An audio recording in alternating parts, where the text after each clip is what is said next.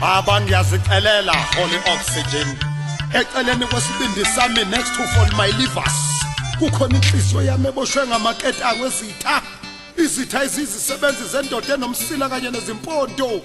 Baba ngicela ungikhulule. Inhlangano yobubi asange ngiyibeme. Agri organizations have never invited for holy oxygen.